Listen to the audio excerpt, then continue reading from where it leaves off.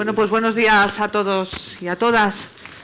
Pediros disculpas por el retraso, pero hemos tenido algún problema técnico y algún ponente tenía que llegar un poquito más tarde.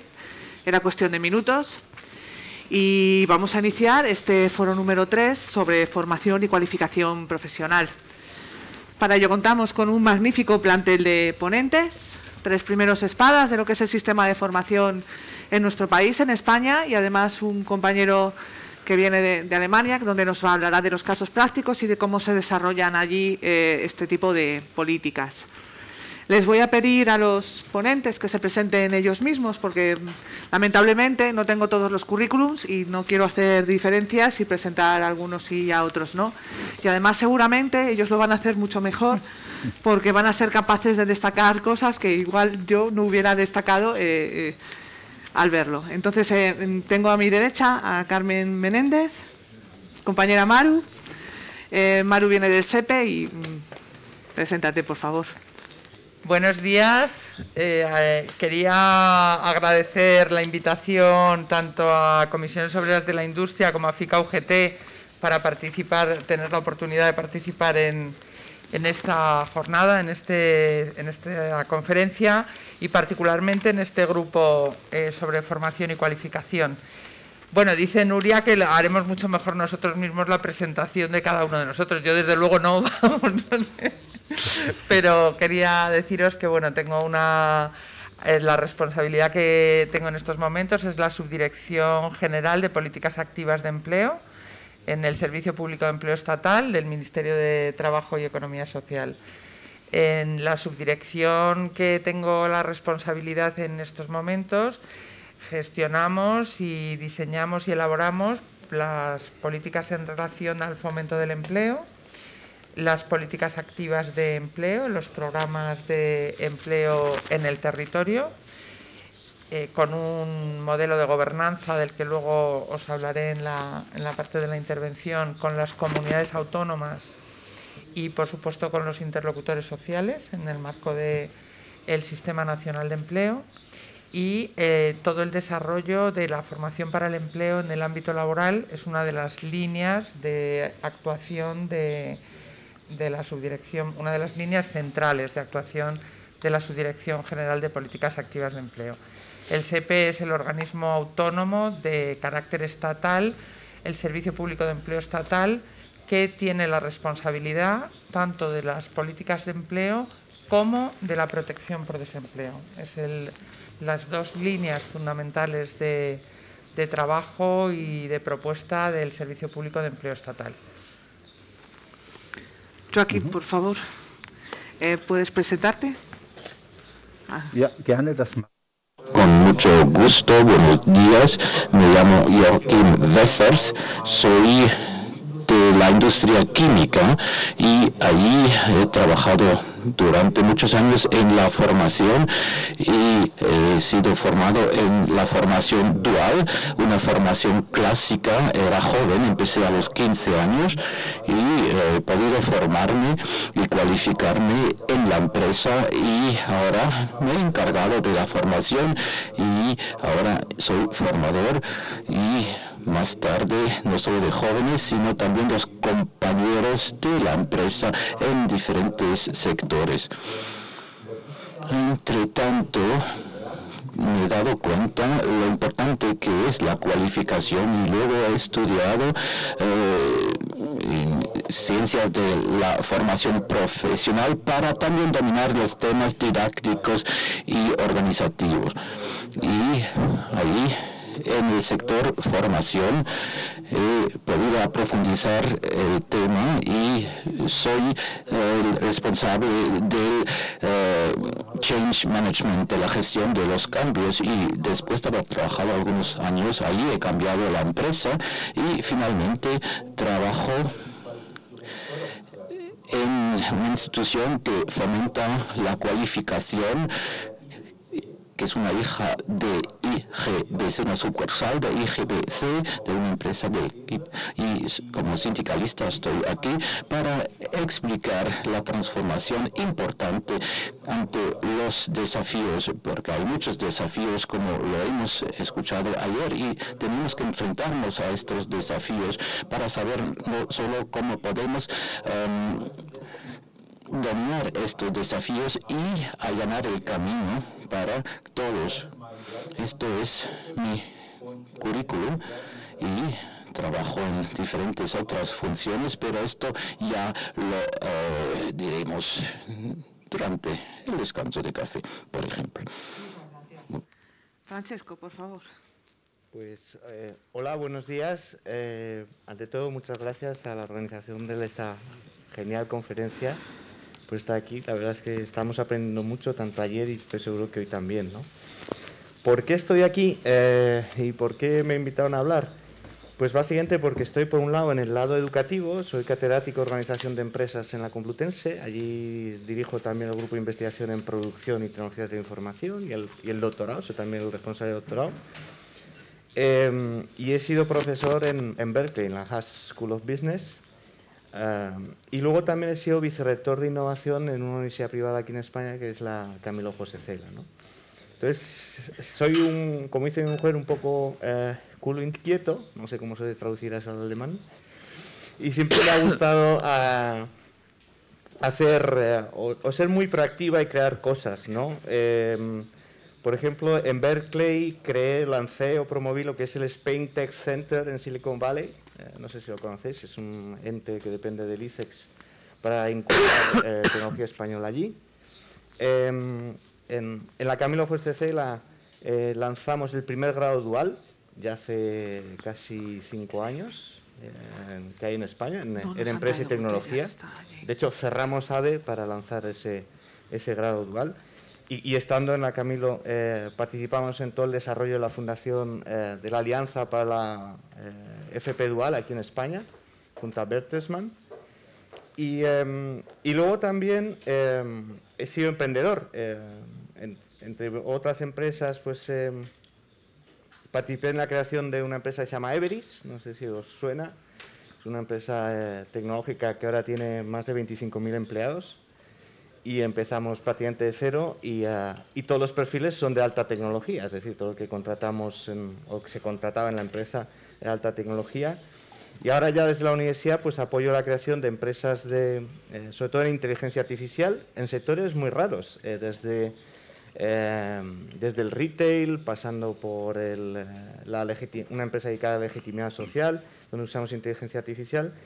Y también estoy con una empresa de unos amigos en Silicon Valley que básicamente fabricamos robots para hacer minería en la Luna y en los asteroides. Que os parecerá así un poco gracioso, pero bueno, tiene una valoración de mercado ahora mismo de $1.000 millones la empresita. Entonces, digamos que más o menos conozco los perfiles que estamos buscando y que se están contratando en estas empresas, ¿no? Que son de tecnología muy puntera. Y más o menos voy a compartir aquí algunas de estas ideas. Gracias. Hola, soy Santos Ruesga, catedrático de Economía Aplicada de la Universidad Autónoma de Madrid. No se oye. A ver. Danke. Buenos días. Ahora. Soy Santos Ruesga, catedrático de Economía Aplicada de la Universidad Autónoma de Madrid y me dedico desde hace ya unos cuantos años a estudiar los mercados de trabajo.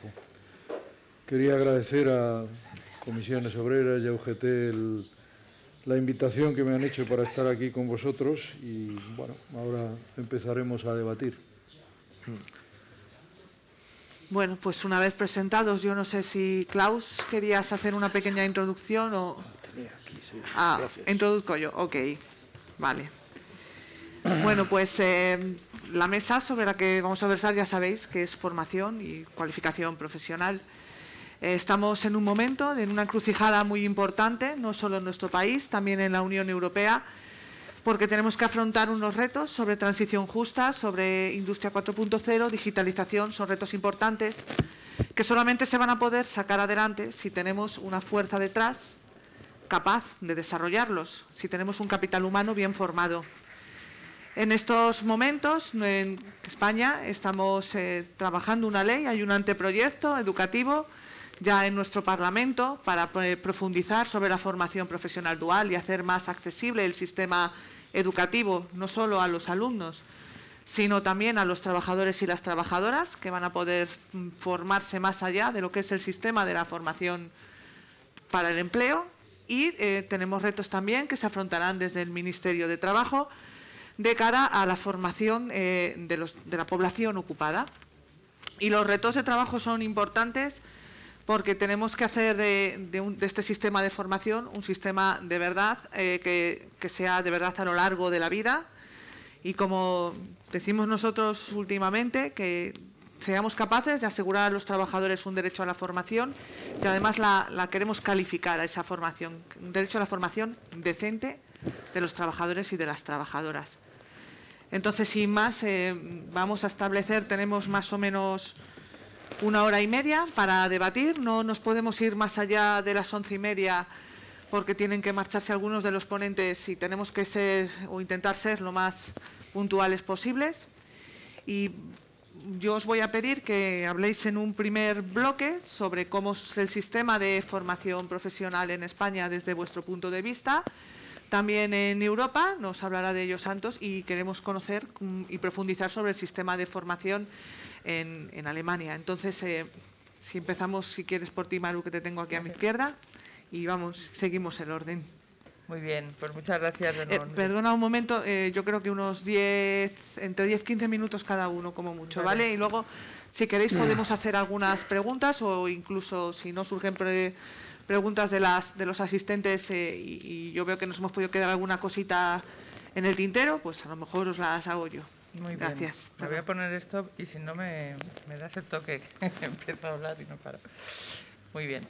Bueno, en primer lugar quería decir que me parece un contexto idóneo para debatir y para poner en común las alternativas ante los grandes retos que señalaba Nuria tenemos en este momento.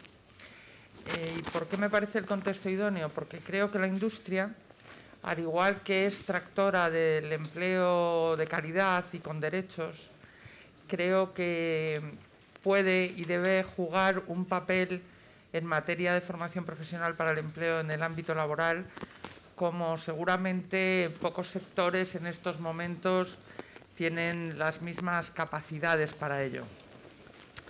En España tenemos una debilidad importante porque ha habido demasiadas etapas donde la inversión productiva no ha sido el escenario central de la promoción de la actividad y del desarrollo económico, y eso ha hecho pues que sea muy necesaria esa apuesta por la inversión en la industria y por la promoción de una dinámica de gestión de la actividad económica que supere lo que ha sido durante mucho tiempo más un eje de inversión especulativa frente a lo que son verdaderamente cimientos sólidos para el desarrollo de la actividad económica.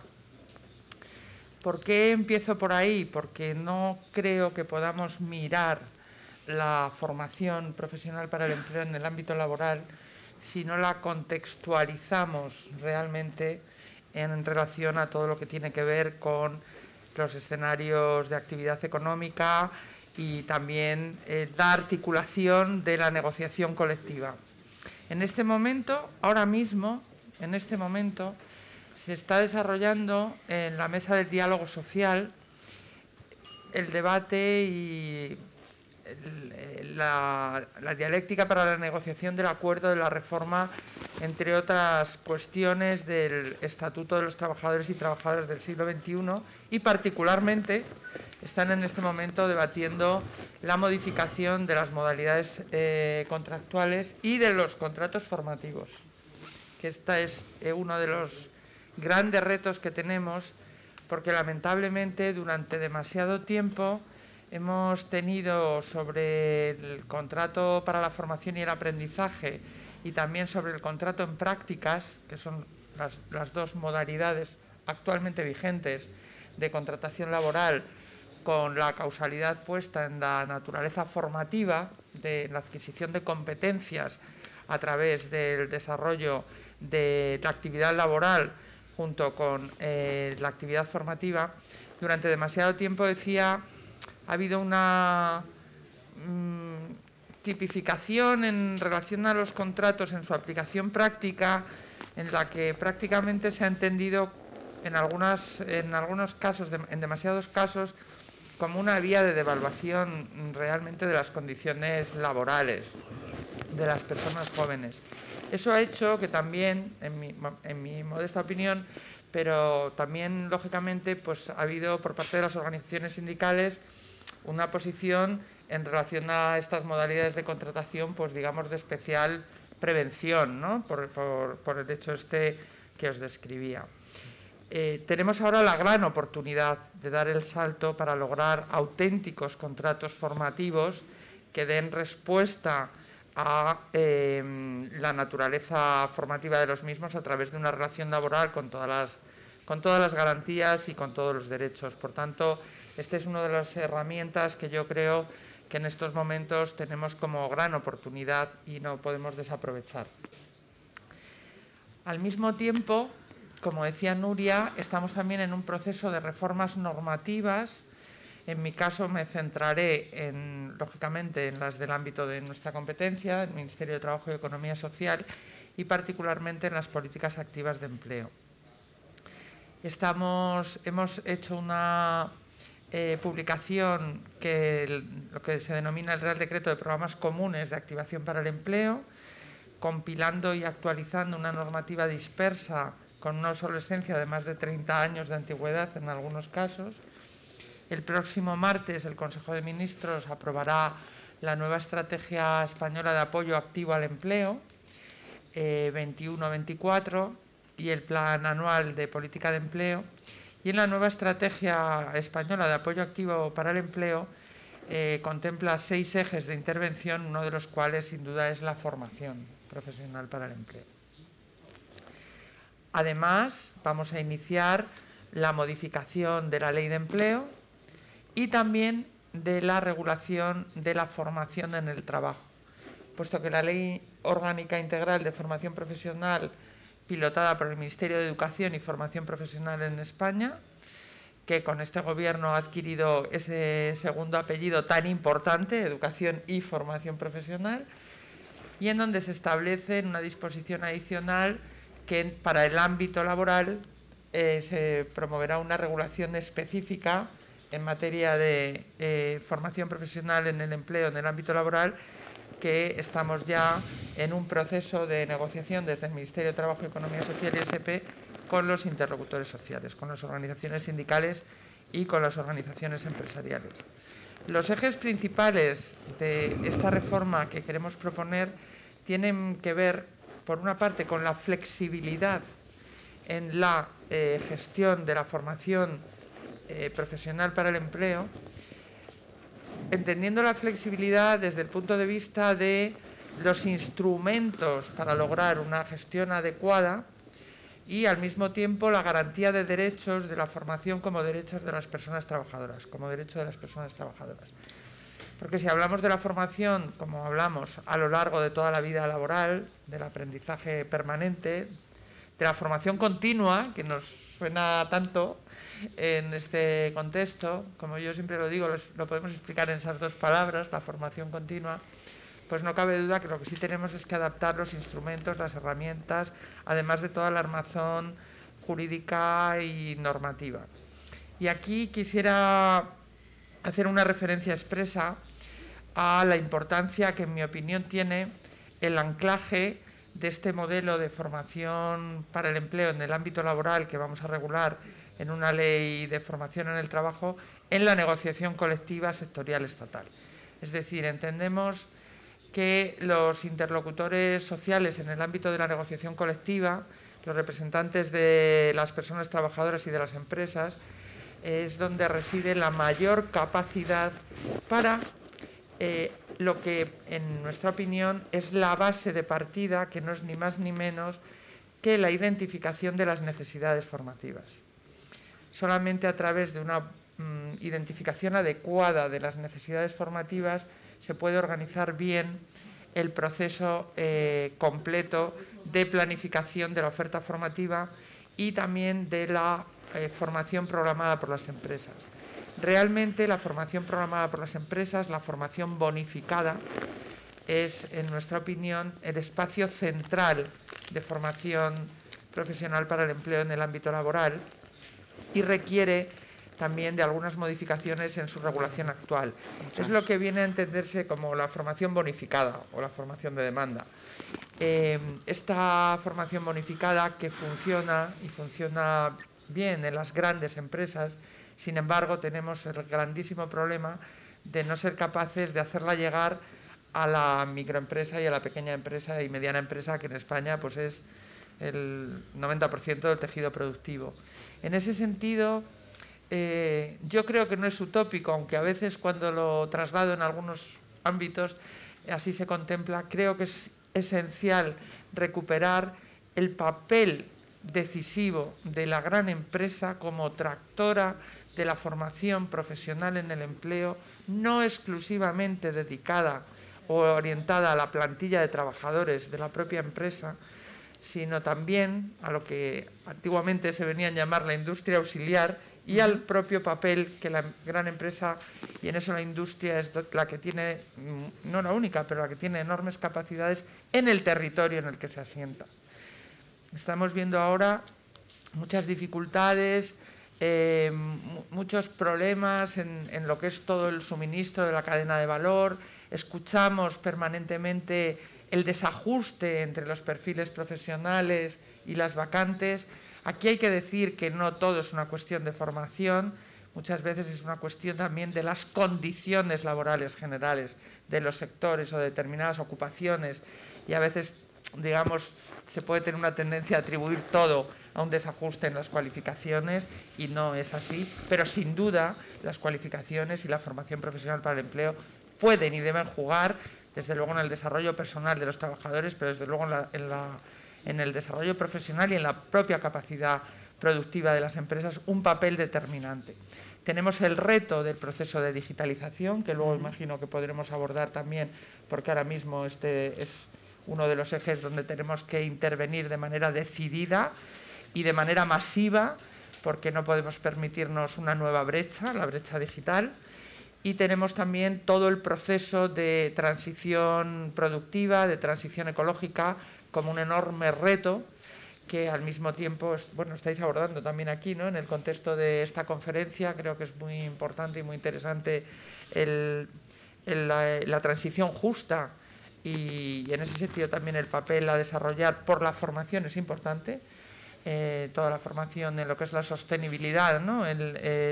Los empleos sostenibles o la sostenibilidad del empleo, como por mejor decir. En definitiva, tenemos abiertas todo un frente de retos a los que yo creo que dar una respuesta ágil, adecuada, coordinada, con base en el diálogo social, será la mejor alternativa que podremos para este ya bien entrado siglo XXI trasladar. Después, si tenemos ocasión, en este sentido me gustaría haceros breve referencia a dos componentes del Plan Nacional de Recuperación, Transformación y Resiliencia, que con financiación del mecanismo de recuperación y resiliencia de los fondos Next Generation vamos a poner en marcha, y ya estamos poniendo en marcha, que son el componente 23 y el componente 19, donde en bastantes de sus inversiones están vinculadas a la formación profesional para el empleo en el ámbito laboral. Y justo he hecho 11 minutos. Perfecto. Muchas gracias. Vamos a seguir con Santos, si te parece, para que nos ilustres un poco cómo está el sistema, una vez visto cómo es la formación a lo largo de la vida en España, un poquito como lo tenemos fuera.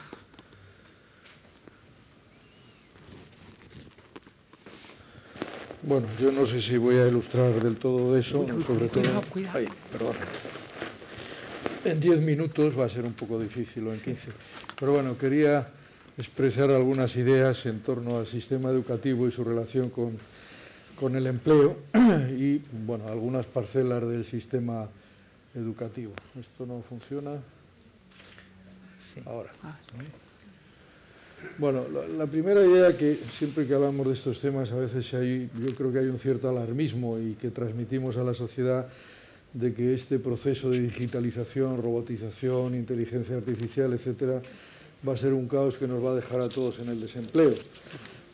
Yo creo que enfocarlo así es erróneo, porque históricamente no ha ocurrido, ni tiene por qué ocurrir. Es un problema de ajustes, como ha ocurrido históricamente, sobre todo de ajustes temporales, de ajustes en el tiempo de trabajo, de ajustes sectoriales, de intercambios de unos sectores y otros, y de ajustes ocupacionales. Lo cual no quiere decir que individualmente para personas pueda ser dramático, porque las transiciones personales e individuales pues pueden ser complejas, pero desde el punto de vista de las sociedades, si se abordan bien los problemas, pues las transiciones no tienen por qué ser tan dramáticas. Yo siempre cuento a mis alumnos, por ejemplo, el fenómeno de la mecanización agraria, como llevó en algunas zonas, por ejemplo, de España, pero en otros países también, a situaciones conflictivas enormes, ¿no? Sencillamente porque introducir una cosechadora pues ahorraba 20 jornaleros o 30 jornaleros y se perdían esos puestos de trabajo.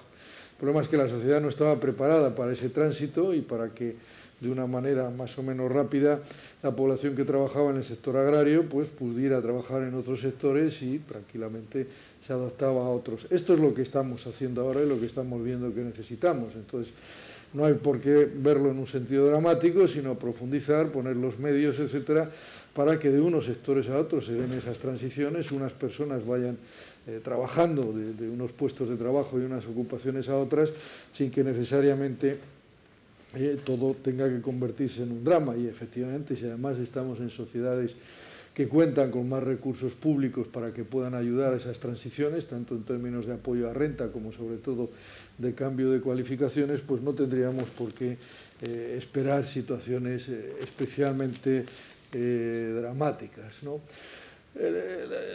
Una primera cuestión que yo, que me muevo en el mundo del sistema educativo, en la universidad, me preocupa son los desajustes crecientes que hay entre el sistema universitario en particular, pero el sistema educativo en general, y las transformaciones mucho más rápidas que se producen en el ámbito de las demandas de las empresas. Haría aquí un paréntesis.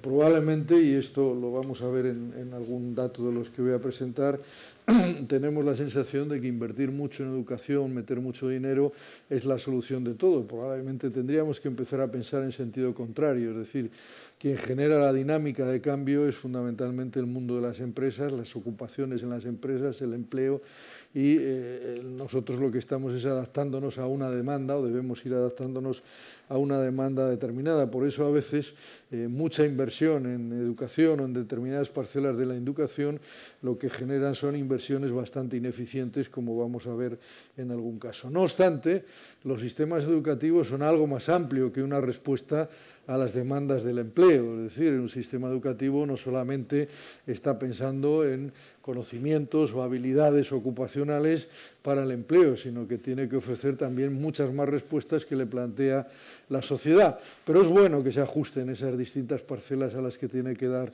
respuesta y que sepamos cómo en cada una de ellas estamos dando respuestas. Obviamente el sistema educativo genera también habilidades sociales, culturales o socialización de comportamientos que la sociedad demanda al sistema educativo y que evidentemente no tiene una relación directa con el empleo, pero que también está ahí. Lo digo porque a veces dicen, bueno, ¿y qué hacéis las universidades o la escuela secundaria? Bueno, pues formamos personas más allá de las necesidades que les van a demandar en el sistema laboral o en el sistema productivo, porque también hay una sociedad que demanda otras cuestiones. Pero es verdad que si no vamos adaptando a los cambios que se puedan producir en los distintos tipos de demandas que se plantean por el sistema educativo, pues nos vamos a encontrar con una situación de obsolescencia importante y sobre todo de mala eficiencia en la inversión en los sistemas educativos. Evidentemente todos los sistemas educativos en los países europeos de los que estamos hablando tienen distintos componentes. Los clásicos de la educación infantil o preinfantil, primaria, secundaria, terciaria, y luego los elementos, si quieren, menos formales o fuera del sistema tan reglado como es todo el mundo de la formación ocupacional. Eso también es importante tenerlo en cuenta y ver la estructura de gasto de inversión que se hace en cada parcela, porque eso nos va a determinar luego el grado de eficiencia de los sistemas. Eso a veces lo medimos viendo cómo reacciona el conjunto de la población que trabaja, o cómo responde con todos esos elementos, esos inputs que introduce el sistema educativo. Y al final pues tenemos, por ejemplo, este es un indicador de capital humano que genera la Unión Europea, un organismo de la Unión, donde se observa cuál es el nivel de capital humano, es al revés, cuanto más bajo es el índice, digamos, mayor calidad y cualidad, mayor cualidad tiene el capital humano, donde entran a formar parte todos esos componentes del sistema educativo y algunas cosas más. Es decir, bueno, en la medida en que seamos capaces que esa combinación de elementos del sistema educativo, reglado, no reglado, formal e informal, funcione bien, pues nos vamos a encontrar con que el trabajo que acaba en los sistemas productivos tiene una mayor calidad y por lo tanto tiene una mayor respuesta en términos de productividad, que sería en última instancia el objetivo del sistema productivo al demandar. Bueno, primera observación que quiero hacer, que es importante y que a veces, aunque estamos hablando de la formación profesional, etcétera, por suerte este último gobierno que tenemos le ha puesto mucho énfasis en ese tema, aunque llevamos 50 años hablando de lo mismo. Yo recordaba ayer a Klaus y a otros compañeros que uno de mis primeros viajes a Europa cuando acabé la carrera y estaba trabajando en un sitio fue a Alemania precisamente a debatir sobre la formación dual y cómo se podía aplicar en España. Estamos hablando del año 82, 83, o sea que ya entonces nos sonaba aquello, ¿no?, de la formación dual, que nosotros veníamos de una formación dual, pero que en vez de ser de trabajador, aprendiz, empresa, era aprendiz y botijo. Bueno, es una broma que quizá los alemanes no entiendan muy bien, lo del botijo, ¿no?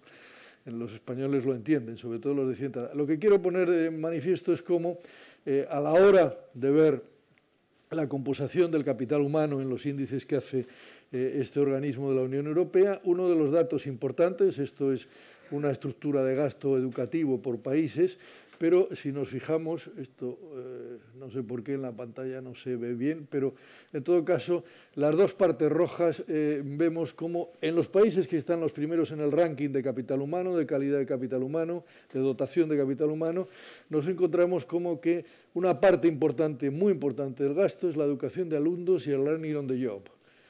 Esto es muy importante, es decir, que nosotros, en el caso español, pero también en otros casos como pueden ser Portugal, Italia, etcétera, hemos descuidado un poco, o hemos descuidado bastante el atender desde hace tiempo a esa parte de la formación que, vista desde el punto de vista productivo, del capital humano, es fundamental para conseguir mayores cotas de productividad. Luego, primera reflexión es, aquí es donde está nuestro problema. En esta parte de la formación. Tenemos otros problemas en el sistema educativo y ahora voy a introducir un segundo aspecto. Y es que los sistemas educativos, los formales, tienen una rigidez lógica importante para adaptarse a los cambios que los sistemas productivos tienen o llevan a cabo mucho más rápidamente. ¿Eso qué significa? Bueno, pues nos encontramos con que en el sistema productivo, en la estructura de cualificaciones, nos vamos a encontrar con una parte de la población que ha tenido inputs de educación excesivos, que no le hacen falta para el trabajo que hace, lo que llamamos sobreeducación, y otra parte que tiene inputs de educación, carencias de educación que le vendrían bien para desarrollar su trabajo. ¿Esto qué significa? Que el propio sistema educativo tiene unos desajustes internos importantes, al menos desde el punto de vista, insisto, del tejido productivo, de las cualificaciones que se necesitan. ¿Qué significa? Pues que probablemente estamos haciendo inversiones poco eficientes, desde el punto de vista, insisto, del sistema productivo, puede haber otras razones, cuando invertimos mucho, por ejemplo, en titulados universitarios bueno, o en otro tipo de formaciones. Vamos a ver ahora dónde se plantean esos problemas. Pero fíjense, por ejemplo, que es un problema generalizado, no solamente es un problema español.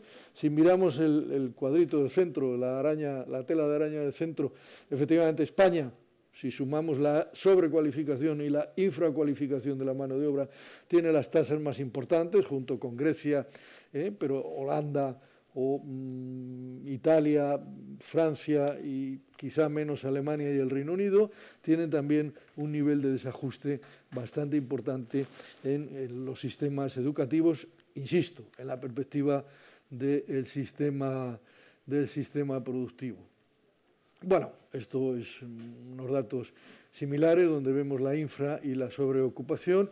Es significativo que la sobreeducación sea mucho mayor que la infraeducación, con lo cual da la impresión de que estamos generando excesivos inputs formativos desde el sistema educativo para lo que nos demanda el sistema productivo, pero también es importante tener en cuenta que no estamos cubriendo todas las demandas porque hay un nivel de infraeducación importante. Bueno, esto es una comparación entre España y Alemania de lo que estábamos diciendo y dónde se centra la infraeducación, es decir, que faltan inputs, y donde, ahora lo veremos, se centra la sobreeducación. ¿Dónde se centra la infraeducación? En los niveles intermedios de cualificación. Lo que aquí identificaríamos fundamentalmente con la formación profesional y quizá con algunas variantes del bachillerato o de la enseñanza media. Pero fíjense que en Alemania eso es mucho más acusado que en el caso español. Hay mucha carencia de mano de obra o de personal con formación más o menos intermedia. Y sin embargo, si vamos hacia la derecha, luego veremos lo contrario, que son los niveles educativos más elevados, doctorado, maestría, etcétera, etcétera, no hay infraeducación, evidentemente. Lo que hay es sobreeducación. Nos sobran titulados universitarios, nos sobran titulados de máster, pero fíjense que es interesante ver el contraste. Estos son porcentajes. Con lo cual, en el caso alemán, la sobreeducación es más elevada en el último estadio, que es el nivel de doctorado equivalente, que en el caso español. Es decir, que en Alemania sobran doctores también. No digo médicos, sino doctores en general. Bueno, dato importante. Estamos haciendo un esfuerzo inversor en formar equipos de alta cualificación o personas de alta cualificación y da la impresión de que sobran. Claro, ¿qué significa esto? Pues probablemente que generan fenómenos sociales como la emigración, por ejemplo, que tenemos en los últimos años de titulados universitarios a otros países que aquí van a estar infracualificados y probablemente hay demandas. Si analizáramos más a fondo esta situación, veríamos que esa sobreeducación se concentra en algunas parcelas del sistema superior de educación, en otras no. En otras puede que haya algo de carencias. Y eso es lo que explica los movimientos, sobre todo intraeuropeos, que se generan en ese estadio de cualificación más elevado. Pero en nuestro caso, que lo veíamos aquí, ahí vemos cómo la sobreeducación, la línea roja, es la línea de los universitarios, de sobreeducados universitarios. Entonces vemos cómo pues, destaca mucho Alemania, Italia o Francia, que aparentemente parece que son los que demandan nuestros titulados universitarios. Sí, lo que ocurre es que hay una estructura de titulación universitaria también muy desequilibrada. Y, bueno, están demandando determinado tipo de mano de obra cualificada con estudios universitarios porque no se están generando en Alemania, en Francia, pero, sin embargo, otros tipos sí que hay una estructura más adecuada.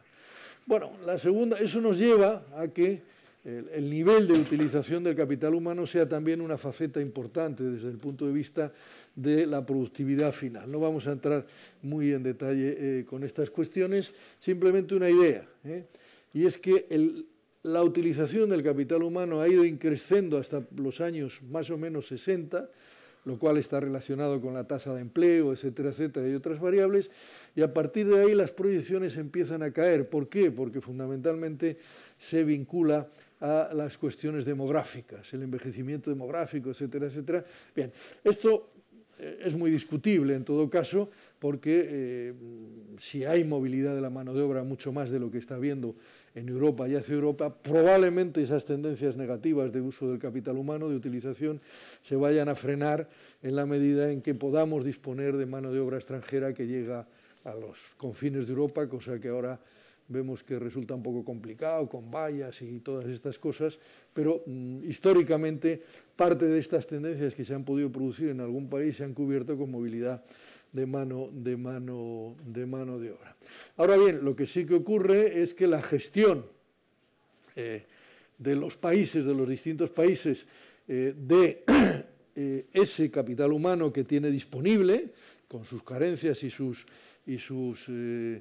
desequilibrios que hemos hablado, también es distinta. Entonces nos encontramos como que la productividad que se obtiene de ese trabajo en algunos países, bien porque tienen una baja utilización del capital humano o bien porque tienen una gestión deficiente, serían los países que están en rojo, Italia, Bélgica, Alemania, etcétera, van a tener problemas, o tienen y van a tener problemas de incremento de la productividad del trabajo. Estarían en mejor posición aquellos que tienen un comportamiento de gestión del capital humano,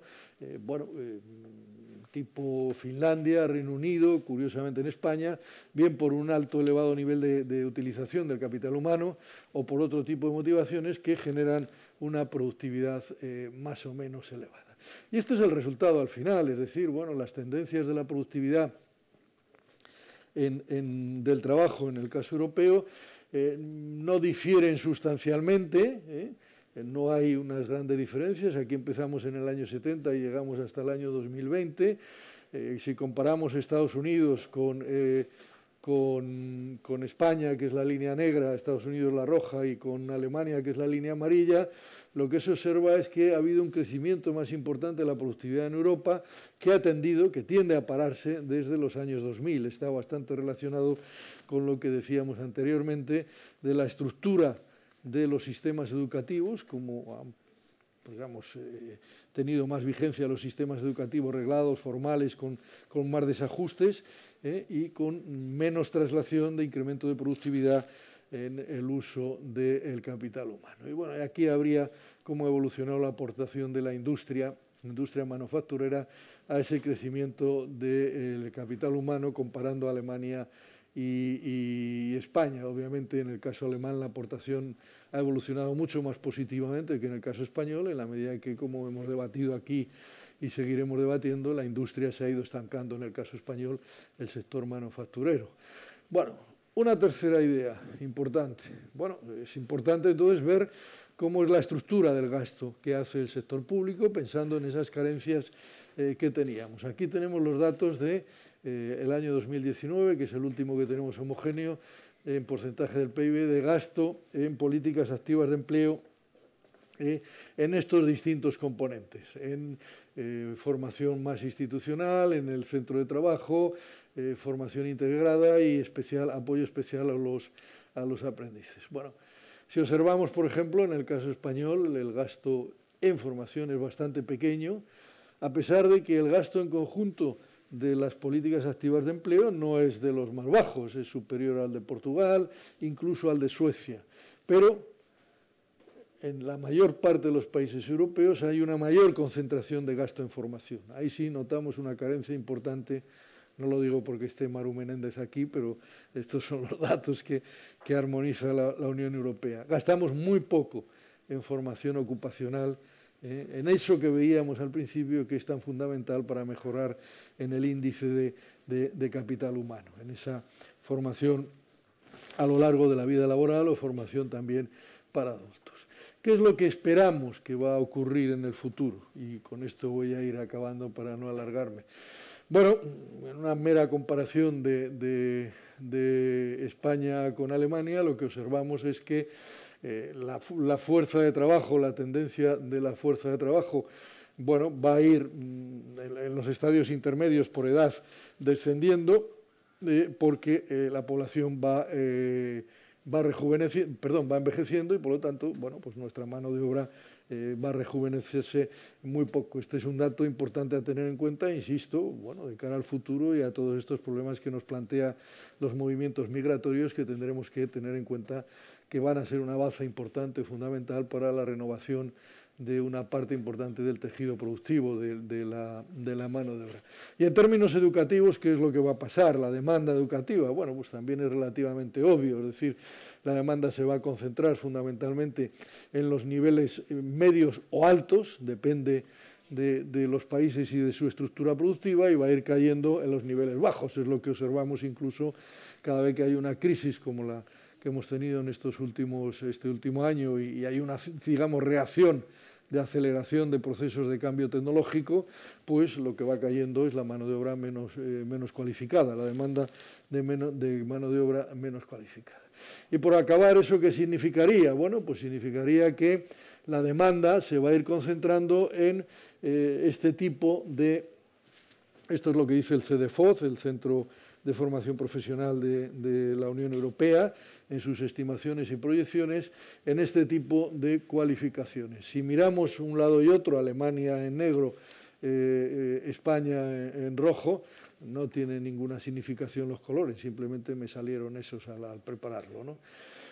Pues nos damos cuenta que efectivamente la demanda de futuras cualificaciones en Alemania está más concentrada en la industria y en un nivel de cualificación más elevado.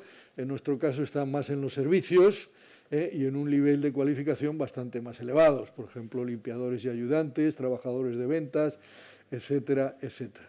Esto es lo que, en principio, el futuro parece que nos va a plantear.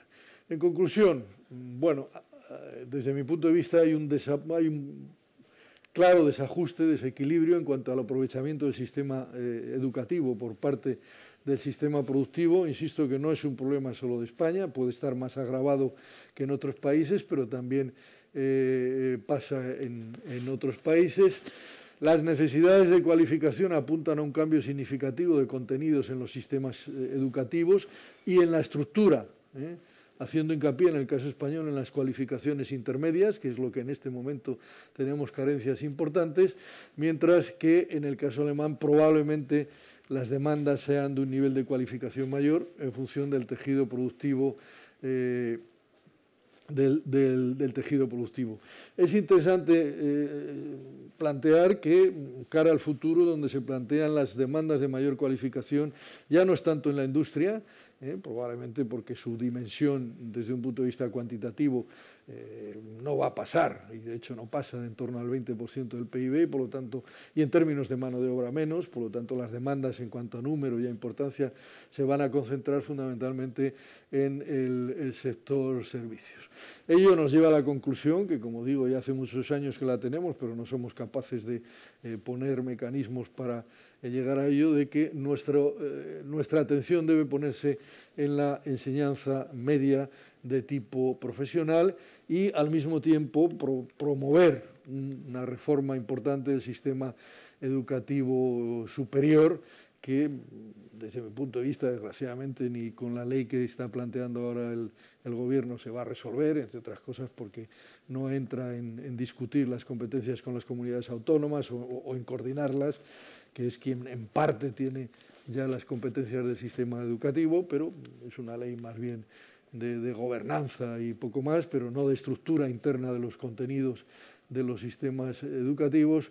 Y desde luego donde nos jugamos el futuro es en el proceso de long life learning, en el aprendizaje a lo largo de la vida. Pero insisto, y acabo, este no es nuestro único problema. Nuestro problema es la generación de demanda de empleo más cualificado. El sistema educativo, o los sistemas educativos en última instancia, debemos hacerlos lo más flexible suficiente para que sigan la demanda, pero si nuestro tejido productivo sigue teniendo un 20% de ocupación en el sector de hostelería, turismo, etcétera, etcétera, el avance en la cualificación no nos va a ayudar mucho, porque lo que demanda ese sector son trabajadores con unos niveles pues relativamente bajos de cualificación. Luego, la primera prioridad desde mi punto de vista no está tanto en que nos rompamos la cabeza con los sistemas educativos, que hay que hacerlo, sino que nos rompamos la cabeza con el tejido productivo. Gracias.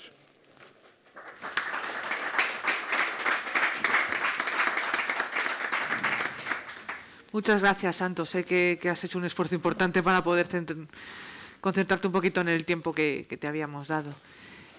Francesco, continuamos contigo. Dejamos a Joaquín al final para que nos cuente un poquito todo. ¿Me dejas? Sí, pasarme un sitio? Pásate ahí. Vale. Bueno. Intentaré ir un poco al grano. El problema de los profesores universitarios es que al final tendemos a enrollarnos, y como sabían eso, la organización me ha dado dos sesiones en estas jornadas. O Klaus. Bueno, vamos a ver cómo pongo eso. Sí. Sí, pues pregunta. Claro. Si hay alguna pregunta más, podéis aprovechar también el momento. ¿Has podido dormir? Sí puedes, ¿no? Sí. Ups. Also ich wollte mit meiner Frage jetzt nicht eine Stunde warten, sondern lieber das sofort tun. Pregunta, sino plantearla inmediatamente. Desgraciadamente hay muchos micros abiertos y no se puede entender nada.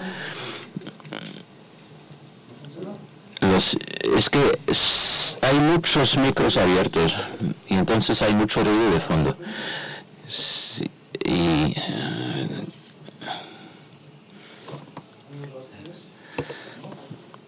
¿se me escucha? Se le escucha, pero hay mucho ruido de fondo, pero en fin. Después de estas dos ponencias excelentes, dos preguntas se me plantean.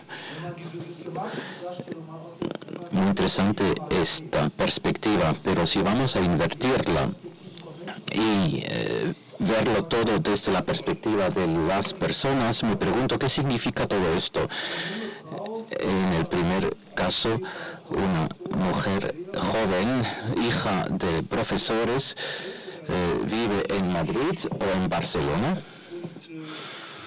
y dice, pues muy bien, yo quiero aprender una profesión, pero no existe la profesión, el perfil en mi ciudad. ¿Qué hace? ¿Va a trabajar en un bar durante los próximos 10 años y pierde cualificaciones?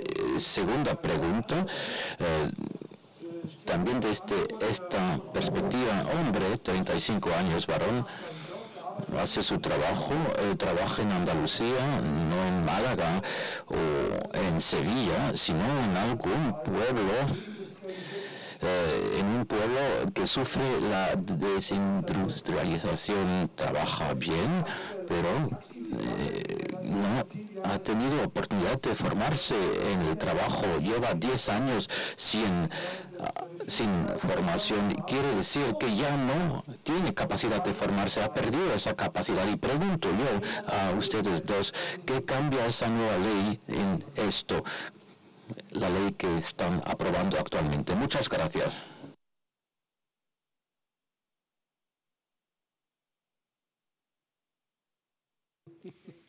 Bueno, sí, has puesto dos ejemplos, gracias por la pregunta.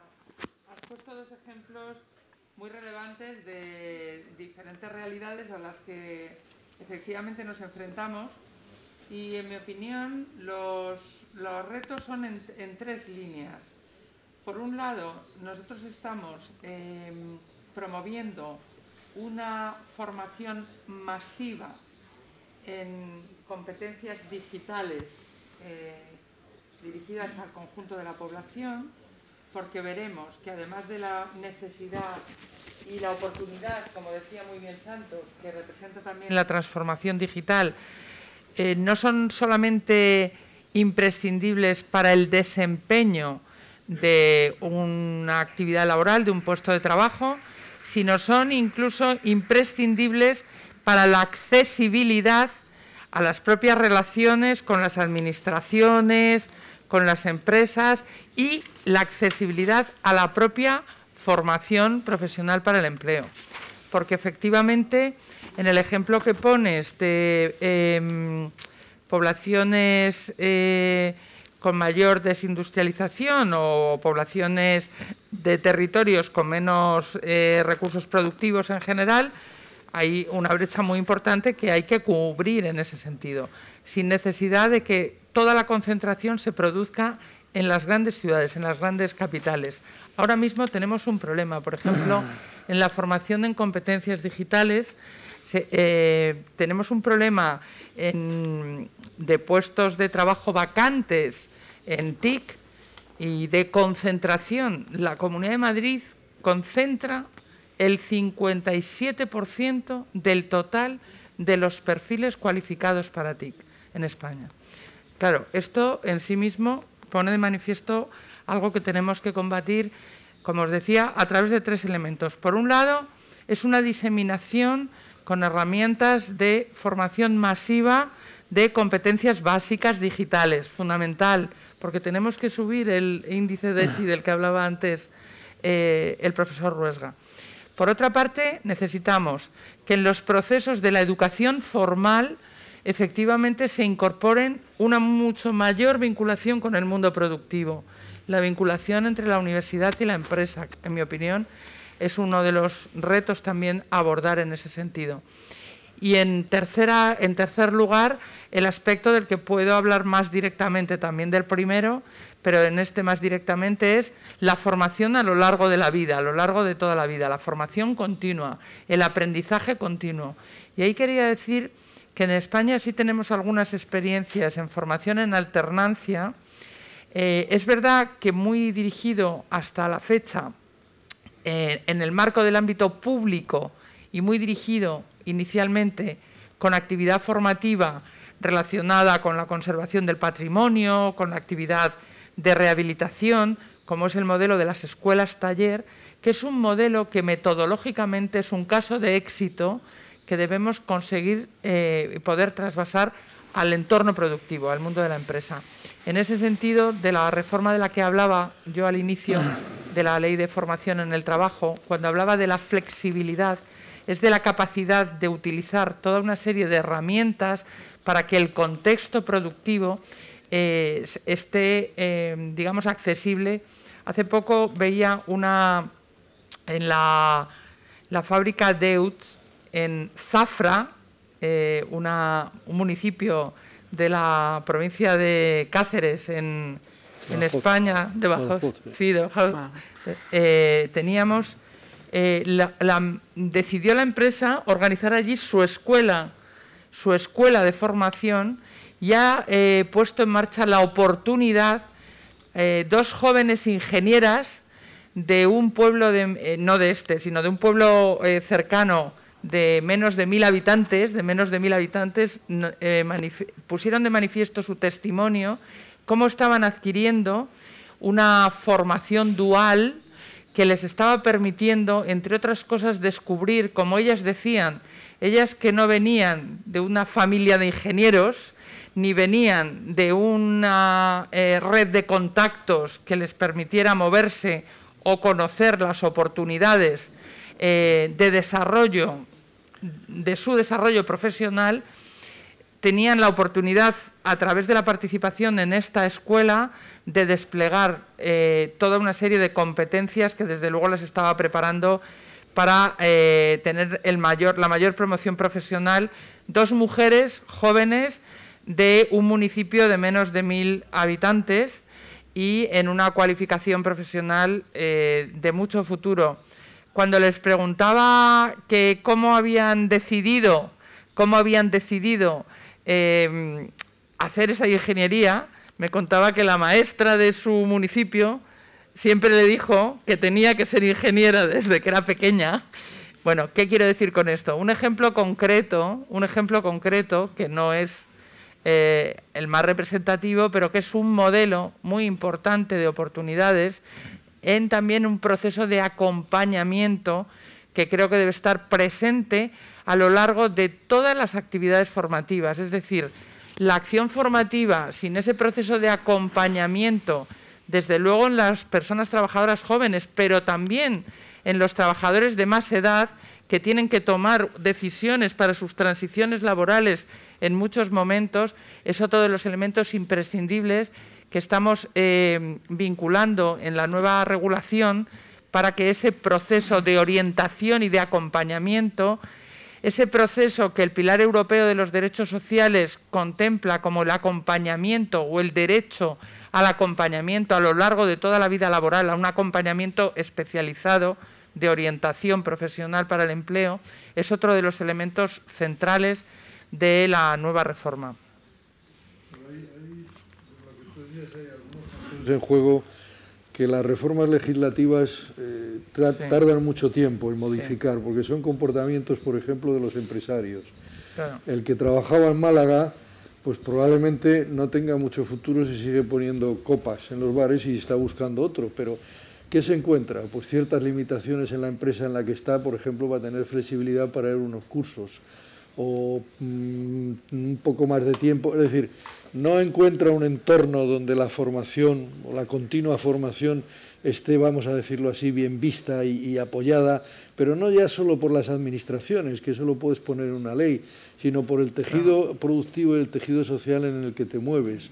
Entonces dices, bueno, obviamente las empresas, como bien decía Maru, nuestro gran problema para que eso avance es que tenemos un tejido de empresas muy pequeñas, pero no somos el único país donde tiene muchos. Lo que sí tenemos es un tejido de empresas muy pequeñas, yo lo he dicho muchas veces, aunque me miran con mala cara, donde en general hay una cultura empresarial bastante pobre, por así decirlo. Y entonces están pensando más que cualquier gasto no se lo va a revertir nadie, y pues, obviamente el gasto en formación es un gasto, es decir, algo tienen que poner, vienen horas de trabajo, lo que sea, no lo va a revertir nadie, además ese trabajador cuando se forme se va a ir.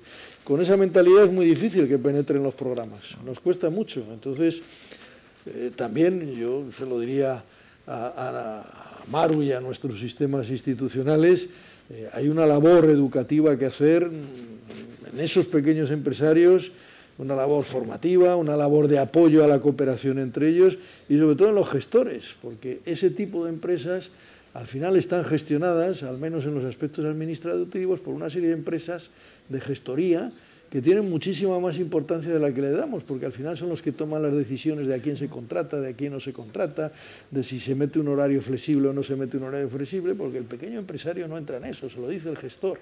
Entonces ahí hay toda una serie de campos en los que trabajar, porque hay una parte, o sea, esos aspectos no los cambias con una ley, no los cambias de golpe con una ley. Sí, que quisiera añadir a lo que comentaba Santos, que efectivamente nuestro gran reto es llegar a la microempresa, llegar a la pequeña empresa, llevar la formación a la pequeña empresa.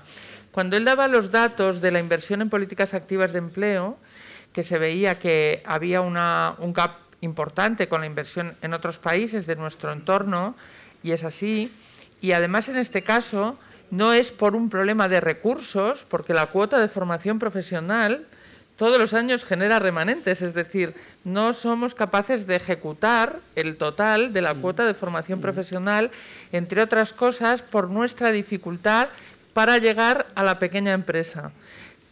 Tan solo cerca del 50% de la pequeña empresa en España no participa de la formación bonificada. Eso es una de las cuestiones que, desde luego, tenemos que conseguir resolver, que no es fácil, que no se hace por poner en una norma, como muy bien dice Santos, un artículo determinado, sino con tratar de acercar la formación al ámbito de la empresa. Es muy difícil pensar que en una empresa muy pequeña, de muy pocos trabajadores, el despliegue de la formación profesional puede ser semejante al de la gran empresa. Tiene otras características, otros tiempos, la jornada, hay que avanzar muchísimo, como también decía el profesor Ruesga, en la cultura empresarial de la formación vista como inversión, porque realmente es una inversión para la propia empresa, y también de la formación como derecho de los trabajadores. Nadie pensaría que por el hecho de ser una pequeña empresa o una microempresa los trabajadores de la microempresa no tengan derecho a las vacaciones y, por supuesto, es un problema mucho mayor que en la gran empresa, el organizar las vacaciones en la microempresa. Pues bien, no quiero decir que sea exactamente igual, pero necesitamos avanzar decididamente en la concepción de la formación como derecho de los trabajadores y, al mismo tiempo, en la flexibilización y la facilitación desde las administraciones a la pequeña empresa, y también apelaba yo al papel que puede y debe jugar la gran empresa como tractora. Este ejemplo de Deutz en Zafra es un ejemplo de empresa tractora en el territorio, en la comunidad en la que está inserta, y que permite esa diseminación y es de las oportunidades de formación y del gran salto cualitativo de la transición y de la transformación digital. Gracias a los dos. Maru, me ha encantado el ejemplo de las vacaciones, porque es exactamente el mismo que yo pongo en mi organización, y lo digo muchas veces: si nos quitan las vacaciones, quemamos el centro de trabajo. Si nos quitan el derecho de formación, a veces no pasa nada. Francesco, ahora sí.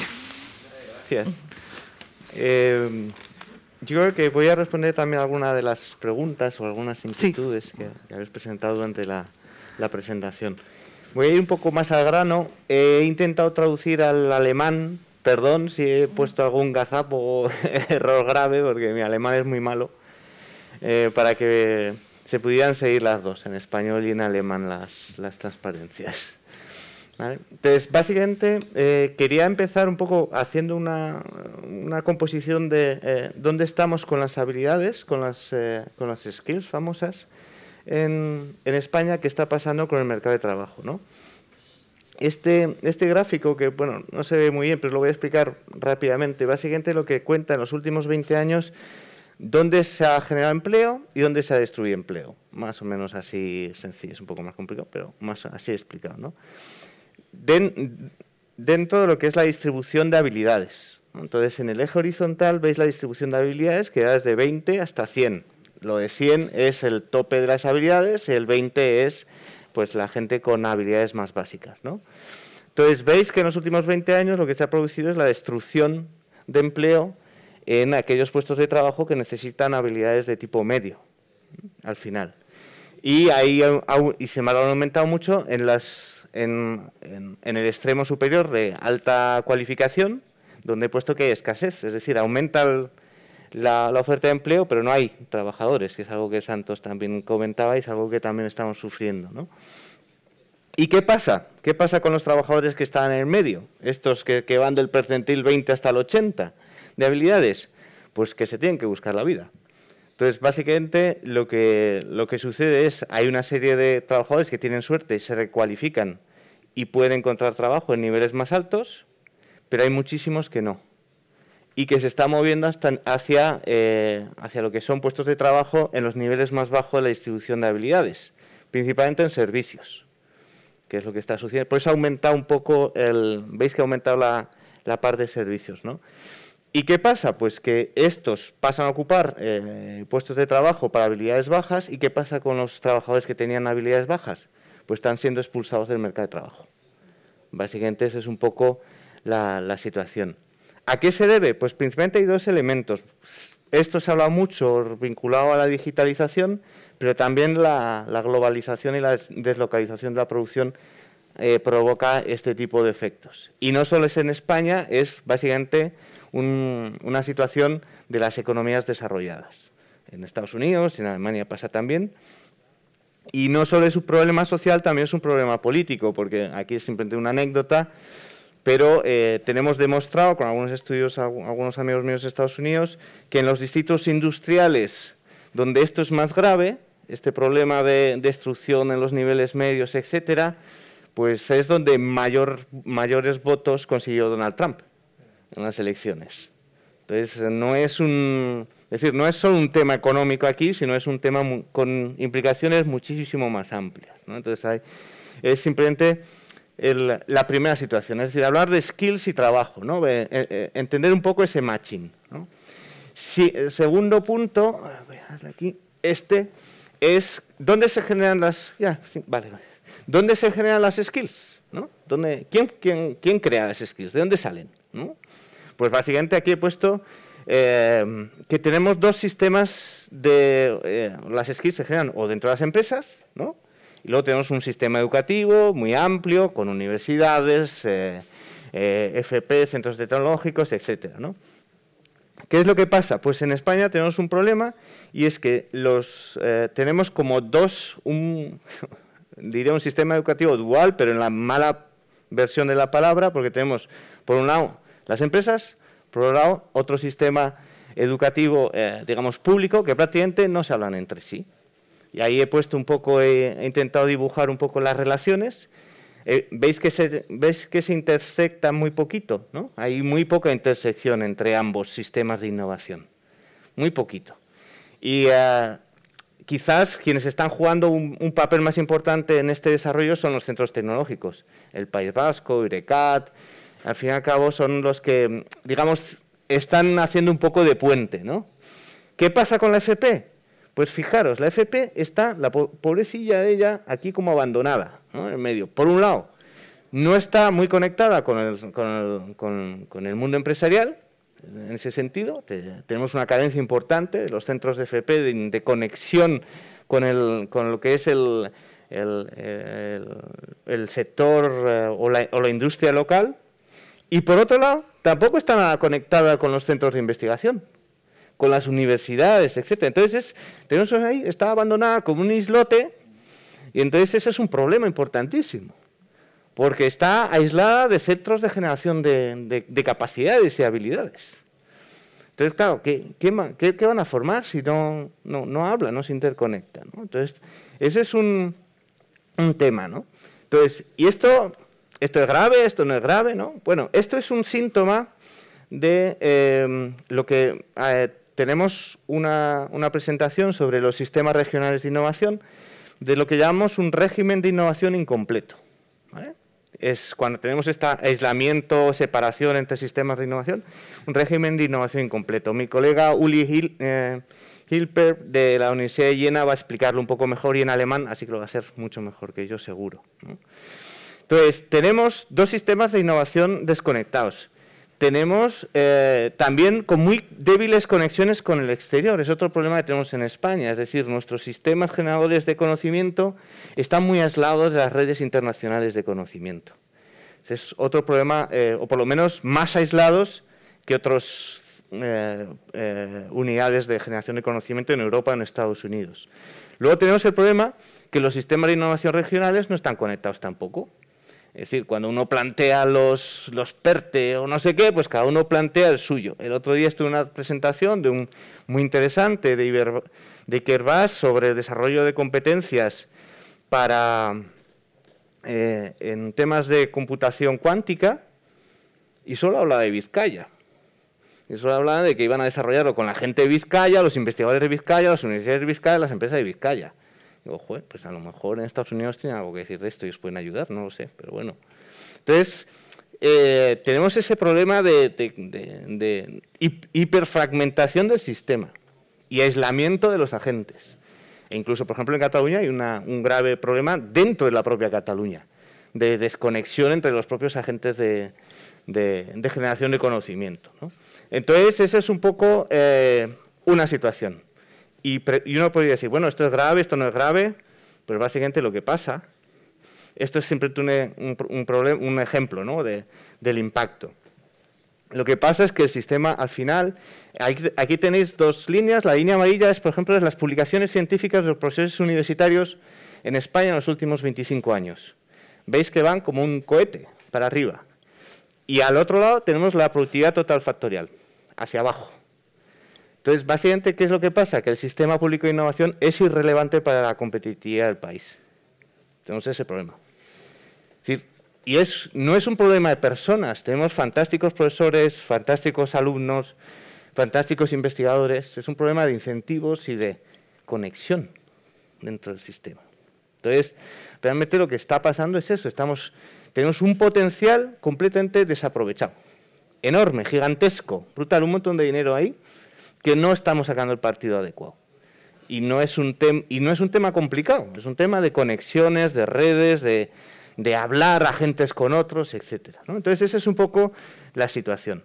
Bueno, esto es el modelo que os va a explicar el profesor Hilper un poco más tarde, yo no me voy a detener, pero es básicamente que todos los agentes que tendrían que participar en la integración de los dos sistemas de innovación y en el proceso de generación de capacidades, generación de empleo y cualificación y recualificación de trabajadores, ¿no? Entonces veis que ahí está prácticamente todo el mundo involucrado y todo el mundo tendría que hablar entre ellos, hay unos flujos, etcétera. Es algo que os explicarán más adelante. Esto es para crear un poco de expectación y vayáis todos a la siguiente, ¿no? Y quería terminar, tampoco me quiero extender mucho, como veis, en dos elementos que en nuestra experiencia, es decir, esto que os cuento puede parecer un poco teórico, pero lo he vivido yo en mis carnes, en proyectos de implantación tecnológica, en las universidades, en Estados Unidos también. Entonces, hay una cosa importante que hay que distinguir, qué es lo que queremos enseñar o cuáles son las capacidades que queremos crear. Entonces, ahí es muy importante en este momento diferenciar entre lo que llamamos las competencias industriales innovadoras y competencias tecnológicas innovadoras. Son dos cosas completamente distintas. Y el problema es que muchas veces en los planes, en las políticas, etcétera, estamos mezclando peras con manzanas, ¿no? Entonces, ¿qué es o qué pasa o dónde están las competencias industriales innovadoras? En las empresas.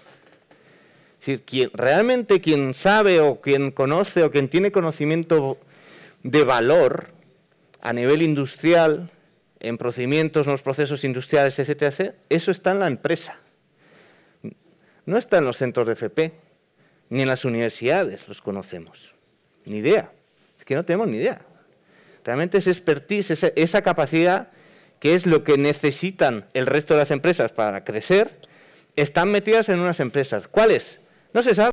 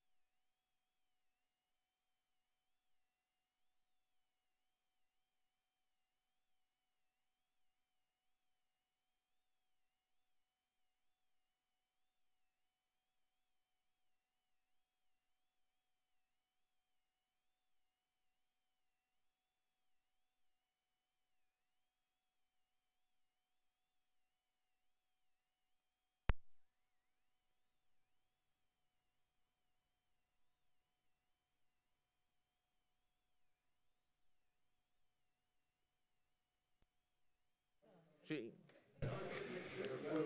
A ver si vienen los técnicos. Nosotros, por ejemplo, en el grado dual en la Camilo, todos los profesores hemos aprendido que hay que traerlos de las empresas, porque es que nosotros no estamos enseñando nada valioso.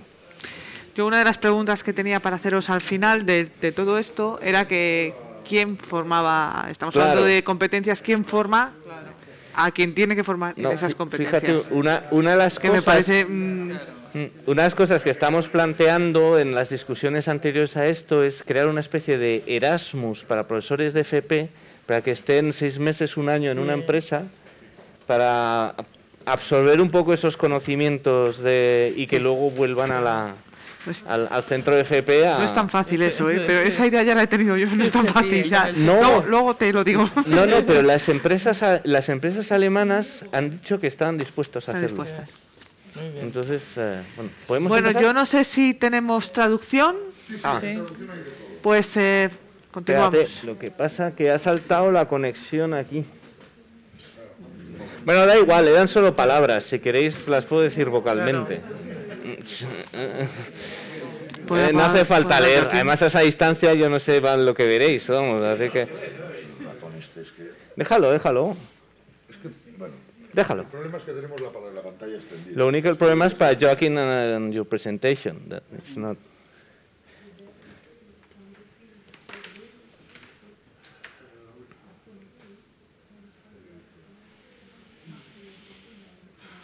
Ya lo tienes. Vale. Bueno, entonces, hola de nuevo. Espero que habéis descansado un poquito. ¿Dónde estamos? Es en las competencias industriales innovadoras, que no están en las universidades, no están en los centros de FP, están realmente en las empresas. Entonces, lo que hace falta es encontrar mecanismos para sacar de las empresas esos conocimientos y difundirlos. Claro, muchas veces el problema ahí normalmente es dos. Uno, que no se sabe quién tiene ese conocimiento. Aunque nosotros empezamos a hacer en plan prototipo, un testeo para identificar empresas con conocimientos que podrían ser punteros en distintos ámbitos y las hemos encontrado aquí en España. Y alguna incluso estaría dispuesta a participar y a crear un proyecto piloto donde se podrían dar clases, etcétera, etcétera, porque al final uno dice, no, es que pierden la ventaja competitiva. No, porque lo que necesitan es gente formada. Y como sus trabajadores están bien formados, normalmente van a tener alta movilidad. Entonces a ellos les interesa tener un pool amplio de trabajadores para, por si se les van los trabajadores, encontrar fácilmente, pues os digo, en Castellón, por ejemplo, que hay alguna de estas, encontrar rápidamente a alguien que ocupe el que sea. ¿No funciona la traducción? Un momento, sí, puede haber un problema. Ok, vale. ¿Puedo hablar un momento, por favor? ¿Puedo hablar un momento? Sí. Hola. Vale. Sí, ha afectado al sistema. Tengo que hacer tengo que reiniciar. Bueno, pues esperamos un segundo. Pero bueno, existen, es decir, las empresas las hay y estamos empezando a detectarlas. Y yo creo que una labor fundamental de los sindicatos es esta. Como tenéis esa capacidad distribuida por todo el territorio nacional, tenéis esa capacidad de conocimiento local, porque además es un conocimiento muy local, que lo pongo ahí. Es un conocimiento, en Castellón es muy específico, no sé qué, en IBI es muy específico, no sé cuánto. Y las competencias técnicas innovadoras, lo pongo ahí, son específicas de procesos productivos, no son generales. Entonces, yo creo que es algo que estamos hablando con Juan y con Juan Antonio, de que el sindicato empieza a jugar esta función de intermediario y de hacer ese mapeo de esas competencias industriales innovadoras, ¿no? Es algo que por supuesto la administración no puede porque no llega, es decir, no tiene la flexibilidad ni la capilaridad para hacer eso. Entonces, hay una función de las comisiones paritarias sectoriales que tendría un gran desarrollo en su cruce con el territorio. Claro. Porque precisamente, como bien decías, los centros tecnológicos o clúster que están funcionando en algunos ámbitos y funcionando bien, normalmente muy vinculados a la industria, a la industria de la automoción, otro tipo de industrias, serían un elemento, digamos, en el que el aterrizaje de las comisiones paritarias sectoriales cobraría todo el valor para esa identificación de necesidades productivas, para el establecimiento de cualificaciones y competencias y para la movilización de los recursos de la empresa. Y así llegas a las micropymes. Sí. Porque das un ejemplo de benchmark muy cercano a ellos a nivel local y a nivel de negocio y ahí les enciendes estas cosas no las inventamos. Es decir, esto ya, por ejemplo, es uno de unos elementos del éxito que no se cuenta en Silicon Valley. El flujo de conocimiento es muy debido a esto. Y al hecho también, por ejemplo, que una cosa que no cuentan es que estas competencias industriales específicas se cuentan en las universidades por parte de las empresas, que son profesores. Prácticamente en Berkeley no teníamos profesores aburridos como Santos y como yo, ¿verdad?, que investigamos y publicamos a nivel de máster especializado, porque teníamos mucha gente, los profesores eran gente y que venía a explicar cosas que a nosotros ni se nos ocurría, ni sabíamos, ¿no? Que no es porque no llegan a los libros, tarda un tiempo eso en llegar a los libros, a los papers, etcétera, ¿no? Entonces ya está y ya es aburrido o obsoleto, claro. Entonces esa tecnología, ese flujo de conocimiento se generaba un poco ahí, ¿no? Entonces, vale, entonces estas competencias necesitan la relación estrecha, ¿no? Entonces, por ejemplo, hay un proyecto, no sé si conocéis alguno aquí, el famoso Career Pathways de Estados Unidos, que es de desarrollo de competencias básicamente industriales a nivel de grado medio, no estamos hablando de universidad ni nada parecido, y donde algunos de los proyectos tuvieron mucho éxito y otros no. Y la diferencia principal era la estrecha conexión con los empleadores. Es decir, aquí hay una conexión triple, es decir, la empresa con los conocimientos, los trabajadores y los empleadores. Entonces, necesitas crear ese triunvirato para crear esas necesidades y ese flujo de conocimiento, ¿no?, entre estos. Como decía, hay una concentración local de competencias, es decir, estas competencias industriales no se pueden generalizar, sino que son muy locales, específicas de industrias determinadas. Entonces necesitan hablar el mismo idioma al final. Luego, tienen empleabilidad al corto plazo, es decir, que tienen cierta obsolescencia. Eso significa que tú aprendes unas cosas que te pueden valer para 1 año, 2 años, para cierta movilidad en un plazo más o menos corto, ¿no? Y básicamente los ciclos de aprendizaje son cortos, no necesitas 12 meses para aprender muchas veces estas cosas, ¿no? Con 3 meses, 6 meses desarrollas más o menos competencias básicas en este ámbito, ¿no? Entonces, básicamente, ¿y qué se necesita? Pues mucho dinero, pues no, simplemente necesitas inversiones y agentes de conexión, ¿eh? Es básicamente lo que se necesita. Entonces, estas son las competencias industriales innovadoras. Y ya para terminar la presentación, básicamente lo que tenemos, las competencias tecnológicas innovadoras. Entonces, ¿qué diferencia hay? Las competencias tecnológicas son más generales, ¿vale? Son las que te permiten, la movilidad entre sectores a nivel laboral. Lo que comentaba antes Klaus de, oye, mi empresa está cerrando en Jaén, ¿no? ¿Dónde voy? Entonces, la competencia industrial no te va a permitir moverte, porque al ser locales y específicas de procesos productivos, si ese proceso productivo, que normalmente es una tendencia global o de industria, empieza a tener problemas, no te va a valer en la movilidad de largo plazo. Sin embargo, en las competencias tecnológicas sí, las competencias tecnológicas amplias. Pero aquí no hablamos de competencias, cuidado, no hablamos de competencias generales de usar el correo electrónico o algo así, sino ya competencias mucho más específicas, mucho más avanzadas, inteligencia artificial, etcétera, que se pueden aprender. Yo lo he visto. Es decir, uno puede aprender temas de Machine Learning, no necesitas 50 años para aprender Machine Learning. Y lo puedes aprender con 63 años, ¿no? Que son casos que he vivido yo. Entonces, son ese tipo de... Entonces, eso sí, una cosa muy importante, y es en las competencias tecnológicas innovadoras, tienen que aprenderse vinculadas a algún proyecto, es decir, no puedes aprenderlas de forma general porque entonces sí que no tienen suficiente valor. Es decir, lo que aprendimos nosotros es que tienes que aplicarlo a proyectos reales. Esto es un poco como si te explicaran a montar en bici con un manual y con un PowerPoint y no montarás nunca en bici. Pues claro, según te montas te vas al suelo. Entonces, básicamente pasa algo muy parecido con las competencias digitales. Es decir, que si no las aprendes aplicadas a un elemento concreto de tu función laboral, no tienen mucho valor. Esto, por ejemplo, el otro día tuvimos una discusión con la gente de IBM que están dando muchas facilidades aquí en España para aprender inteligencia artificial, pero son cursos genéricos, que valen para todo y no valen para nada. Entonces, básicamente, eso es un poco las ideas. Francesco, te voy a pedir que vayas... Ya he terminado, sí. Vale.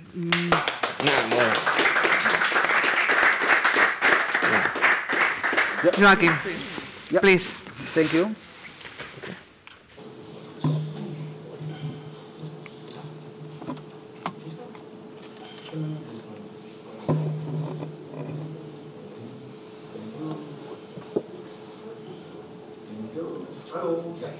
Hola, se me escucha, ¿verdad? Sí. Señoras y señores, compañeras y compañeros, pues en los últimos 2 días, ayer y hoy, ya hemos hablado mucho sobre los requisitos, sobre las necesidades, sobre la transformación digital, digitalización, un inicio de una nueva época, cambios culturales, etcétera. Bueno, todos son requisitos o todas son necesidades a los que tiene que responder un gobierno o un representante de intereses. Pero lo importante o el meollo de la cuestión es que la empresa tiene que cumplir con estos requisitos. En las empresas es donde tenemos que llevar a la práctica esas necesidades. Y bueno, voy a explicar esas transparencias porque están aquí en alemán y lo tengo que explicar. Vamos a hablar sobre la cualificación y la formación en la industria química. Bueno, vemos un puzzle y bueno, voy a hablar de piezas de un puzzle, así lo voy a llamar. En el medio hemos quitado una pieza que pone análisis de la necesidad de cualificación. A la izquierda, regulación a través de convenios colectivos o también la oferta de asesoramiento según los sectores. Bueno, y muchas piezas más. Hoy lo que quiero es ofrecer una idea de cómo llevar a cabo una transferencia de esas necesidades a la práctica empresarial. Empezamos con una hipótesis. ¿Por qué se necesita una cualificación? Bueno, pues todos formamos parte de la vida productiva y tenemos que cualificarnos. En la gráfica a la izquierda vemos la vida útil del conocimiento técnico.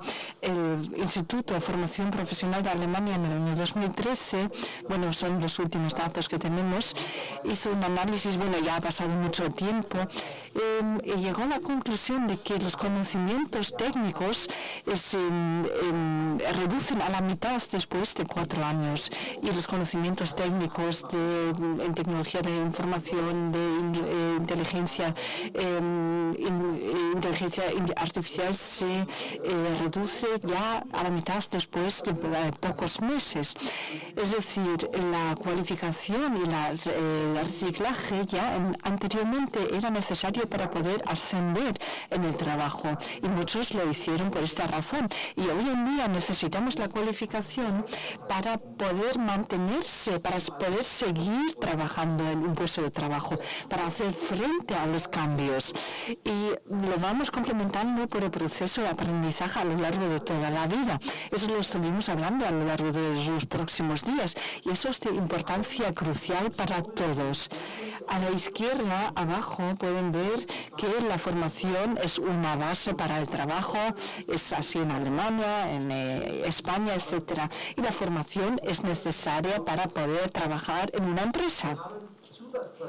Pero existen cualificaciones suplementarias, adicionales, que vemos en la barra gris, que igual pueden ser necesarias en una empresa para poder después ofrecer otro tipo de cualificación, pero que correrían a cargo de la empresa.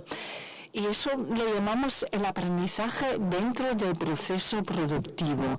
Es la práctica diaria en la empresa, donde se adquieren capacidades profesionales dentro de la empresa. Pero al margen del trabajo tenemos una capacitación, una cualificación para llegar a un grado de maestro o incluso aspirar a una formación académica. Pero todo ello se basa en la formación profesional. Estamos en un contexto profesional. Y un punto muy importante que muchas veces perdemos de vista es el siguiente. Lo estamos viviendo a diario. Al margen de nuestra profesión original nos cualificamos. Si nos da, por ejemplo, un nuevo móvil, un smartphone, un iPhone, lo que sea, y nos cualificamos. ¿Cómo nos cualificamos? Porque estamos aprendiendo nuevas funciones. No nos hace falta un proceso dirigido por la empresa de cualificación, sino lo hacemos por motivos propios, personales. Y eso es importante, nos tenemos que adaptar y de esta manera nos adaptamos. Y lo que podemos influir en la empresa, en la práctica diaria, es el aprendizaje a lo largo de la producción, del trabajo. Y esa es la flecha. Es decir, cómo podemos asumir todas las necesidades, todos los retos que se plantean en la empresa, cómo lo podemos sistematizar para que realmente sea útil para la empresa. En Alemania hemos iniciado una ofensiva para la cualificación. Tuvimos una estrategia nacional de cualificación y las partes sociales de la industria química llegaron a un convenio colectivo y en el centro vemos la parte del puzzle, la pieza del puzzle que se refiere a la ofensiva cualificativa de la industria química. Es un añadido a todo lo que hemos dicho hasta ahora. A la izquierda vemos la situación, el punto de partida. Es decir, si tenemos cualificaciones, si la empresa quiere reposicionarse, entonces tiene que saber hacia dónde quiere ir, qué necesita y qué informaciones y qué competencia necesita de aquí a 5 años más o menos. La empresa no lo sabe en un primer momento. Entonces, publicamos un primer informe en el que se han elaborado ejemplos para la industria química, un benchmarking, diferentes grupos de cualificaciones, y con ese informe hemos querido ilustrar cuáles van a ser los retos de los próximos 3 o 4 años.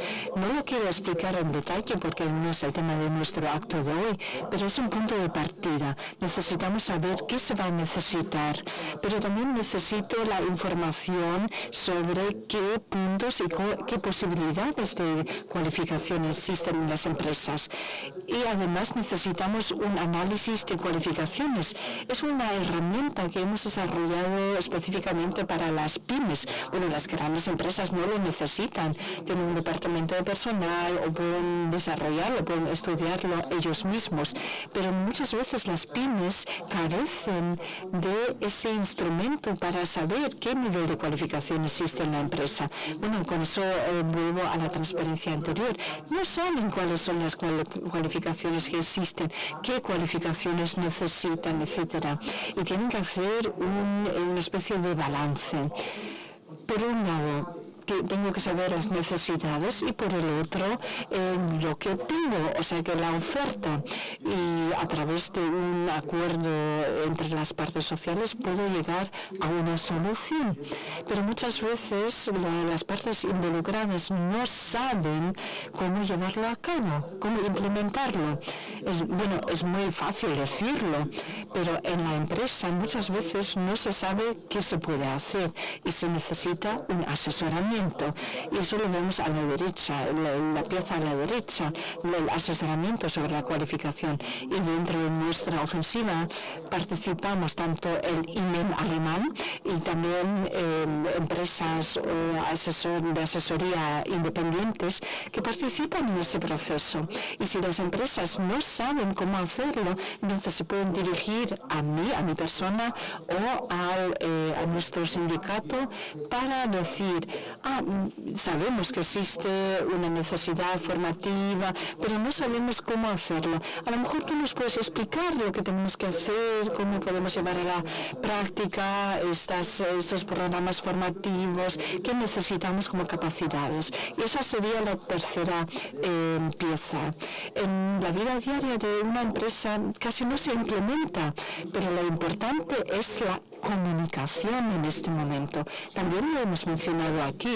En las zonas rurales existe un gran desconocimiento y esas ideas, estas necesidades ni siquiera llegan a las empresas. Lo que decimos en alemán, hay que hacer el bien y hay que comunicarlo. Si queremos hacer algo, lo tenemos que trasladar, tenemos que comunicarlo. Y lo hemos hecho a través de una estrategia de comunicación y de esta manera queremos llegar a muchas pymes. Bueno, hasta aquí la estrategia. Ahora me gustaría explicarles un ejemplo práctico. Bueno, queremos saber qué se puede hacer en una empresa. Un acuerdo social entre nuestro sindicato y la empresa de Chemion. Chemion es una empresa química logística que existe desde el año 2001, tiene 1.000 empleados con una facturación anual de 100 millones de euros. Bueno, en esta empresa se planteó la cuestión de cómo prepararse para el futuro.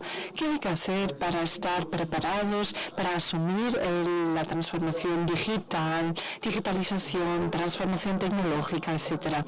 Y se conceptualizó. Es decir, se creó un proyecto con el lema Empleo 2020 y en el marco de este proyecto se enfocaron las medidas hacia la digitalización. Bueno, ya sabemos cuáles son los retos. El reto demográfico es un gran tema en Alemania porque existe un gran envejecimiento entre los especialistas. Es decir, la gente que tiene una gran experiencia profesional ya va envejeciendo. Y a través de las relaciones industriales se tiene que analizar, por ejemplo, la influencia de la tecnología en los procesos productivos. Este fue uno de los retos y, en segundo lugar, hubo que adaptar las condiciones de trabajo. Cualquier tecnología tiene influencia sobre las condiciones de trabajo, sobre el puesto de trabajo en concreto. Hoy en día el trabajo en el sector químico ha cambiado, o sea que no tiene nada que ver ya con hace 30 años. Yo me acuerdo, hace 30 años, pues registraba a mano el gramaje de una sustancia, etcétera. Bueno, hoy eso ya no existe, es decir, nos tenemos que adaptar a las nuevas necesidades y si alguien no lo hace, entonces ya pierde su puesto de trabajo o su capacidad para ocupar ese puesto de trabajo. Por lo tanto, es muy importante el reciclaje, la cualificación durante la vida profesional y a la vez tenemos que ofrecer una perspectiva a todos los empleados. No podemos perder a nadie en el camino hacia la transformación. Tenemos que saber qué significa personalmente para cada uno de los participantes. Bueno, este fue nuestro punto de partida. Ahora me gustaría presentarles algunos de los resultados. Bueno, ¿cuáles han sido los resultados de ese proyecto después de año y medio? Tuvimos 4 elementos, bueno, algunos subelementos, pero en primer lugar creamos un círculo de mando. Bueno, eso suena como algo muy académico, no. Este círculo de mando se componía de la empresa, de los representantes de los trabajadores y de los empleados, bueno, digamos de la base de la empresa. Se organizaban reuniones periódicas para hablar sobre las consecuencias que tiene ese cambio para cada uno, para los puestos de trabajo, y se estableció una matriz para saber qué puesto de trabajo tiene que tener, qué cualificaciones en qué momento. Bueno, eso se visualizó para saber qué requisitos existen en cada momento, en cada puesto de trabajo. Y cada uno sabía si tenía que adquirir esos conocimientos o no. Se organizaron entrevistas con los afectados para saber cómo seguir en ese proceso. Y por supuesto, todo ello tenía que ver con el personal, con la gestión de personal. Se dio una garantía de empleo, porque no hay nada peor que el miedo de perder el puesto de trabajo. Pero si hay alguien se le puede decir, no tienes que temer por tu puesto de trabajo, pero tienes que cualificarte y te vamos a acompañar en ese proceso. Vamos a decirte cuáles van a ser tus nuevos objetivos y cuáles son las ventajas que vas a tener gracias a esta formación. Entonces vas a cambiar algo, vas a cambiar tu perfil de trabajo, pero no vas a perder tu puesto de trabajo. Pero al mismo tiempo también estamos hablando de salud en el puesto de trabajo. A lo mejor la vida laboral se va a alargar, quién sabe, porque la situación demográfica apunta a ello, pero la tecnología puede ser nuestra ayuda, nuestro soporte. La tecnología a veces crea resistencias. Muchos dicen, bueno, yo no lo quiero. En Alemania a veces se dice que es cuestión del diablo, no queremos esa tecnología. Pero bueno, la tecnología está aquí y no se va a ir, ha venido para quedarse. Y tenemos que seguir trabajando con esa tecnología. Por lo tanto, enfocamos nuestras medidas hacia la tecnología. Identificamos interfaces digitales y hemos llegado a la conclusión de que muchas veces ni siquiera existe una conexión Wi-Fi. Ahora, por ejemplo, estamos trabajando con Zoom, con una traducción también que se transmite vía Zoom y vía sistemas digitales. Bueno, en las empresas se han automatizado los procesos, etcétera. Y ahora, por ejemplo, los compañeros tienen miedo diciendo que ahora se van a automatizar y voy a perder mi puesto de trabajo. No es así. Pero si no puedes seguir trabajando en este puesto de trabajo, te vamos a cualificar para que puedas trabajar en otro puesto de trabajo. Y además tenemos la optimización de las interfaces, que es la llamada cadena de procesos. Tengo que saber qué interfaces existen y cómo puedo seguir manteniendo estas interfaces sin conflictos. Y por supuesto también implementamos nuevas tecnologías, dispositivos móviles, es decir, eliminando el papel para utilizar cada vez más el iPad en la empresa. Además hemos desarrollado una app para la empresa para cubrir varios procesos y para eliminar el papel de todo el proceso y pasar a un procesamiento digital. Y por supuesto la intranet es un punto clave en este sentido. Bueno, son palabras sueltas que estoy mencionando. No tengo tiempo para explicar cada uno de estos conceptos, pero me gustaría trasladarles 2 o 3 mensajes que a nosotros nos han parecido muy importantes. Bueno, desde el punto de vista académico se pueden hacer muchos análisis, se pueden presentar muchos ejemplos, muchos resultados, pero lo importante es llegar directamente a la empresa, contactar directamente con los implicados. La gente escucha mucho a través de los medios de comunicación, pero simplemente en la empresa pueden tener esta fe en los cambios, en la transformación. Por lo tanto, necesitamos los contactos directos, es decir, personas que trasladen esa información. Tenemos que crear confianza y también este placer de participar en medidas cualificativas. Si alguien pierde las ganas de participar en la cualificación, entonces no vamos a conseguir nada. Y bueno, mucha gente ya no quiere aprender nada porque ha tenido mala experiencia en el futuro. Tenemos que romper ese círculo vicioso. Tenemos que hablar con la gente, ofrecerles un asesoramiento, por ejemplo, para decirles: te voy a ayudar y te voy a ayudar para que adquieras esas cualificaciones. Vamos a ofrecer eventos o medidas, formaciones, cursillos con un ambiente más distendido. Bueno, eso es lo que he querido trasladarles. Muchas gracias. Muchas gracias, Joaquín, y disculpa por la premura de tiempo, pero ya nos come la hora. Una última... Sí, quería, bueno, además de felicitar a Joaquín por su exposición y sobre todo por la iniciativa, Sí, quería felicitarte por tu exposición, pero sobre todo por la iniciativa que nos has trasladado y pedirte cooperación, que haremos a través de Nuria, porque en este momento, a través de las medidas del Plan Nacional de Recuperación, Transformación y Resiliencia, desde el SEPE, junto con la Fundae, que es la fundación tripartita de formación con las organizaciones sindicales y empresariales, hemos hecho un diseño de una herramienta de detección de necesidades formativas que hay que aterrizar en la empresa y que se tiene que nutrir desde la empresa.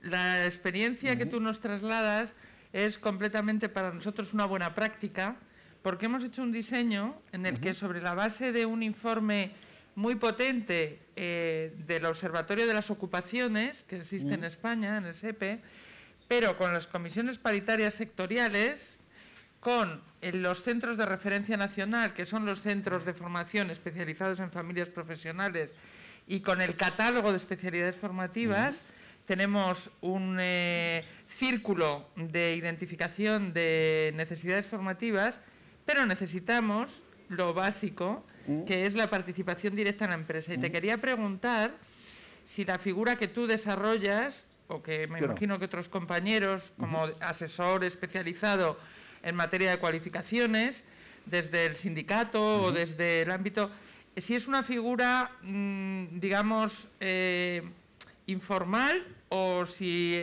tiene algún tipo de, digamos, de identificación. ¿Es formal o es informal? ¿Está reconocida, digamos, como tal, o es una parte de la acción sindical sin, vamos, con todo el valor, pero sin ese reconocimiento empresarial, o cómo está establecido? Bueno, en Alemania tenemos una estructura muy compleja también en las empresas. Y en todas las empresas, los sindicatos, o sea que todas las empresas con representación sindical tienen sus enlaces sindicales. Y bueno, es un proyecto que estoy analizando con otro compañero, y nuestros enlaces sindicales se convierten en mentores para la cualificación. Es decir, en una empresa, bueno, la industria química es pionera en este sentido. Hemos creado un consejo organizador en este sentido. Muchos son afiliados al sindicato y se identifican a personas en la empresa que actúan como tutores en temas de cualificación, temas de digitalización, en este caso, por ejemplo, y se elaboran las necesidades, y esas personas son conocidas en la empresa. Sería una manera formal de implementarlo, pero yo creo que sería mejor contactar directamente y no crear tanto estructuras formales. Bueno, la estructura en sí es formal. Yo no sé cómo se puede estructurar esto en España, pero yo creo que existen posibilidades de encontrar una interfaz en la empresa para que el tema en cuestión pueda debatirse conjuntamente con la plantilla o con los afectados, porque muchas veces necesitamos más de una entrevista con una persona afectada para cambiar su punto de vista o su actitud. Y cuando hay mecanismos que están existiendo desde hace años, pues cuesta conseguir un cambio.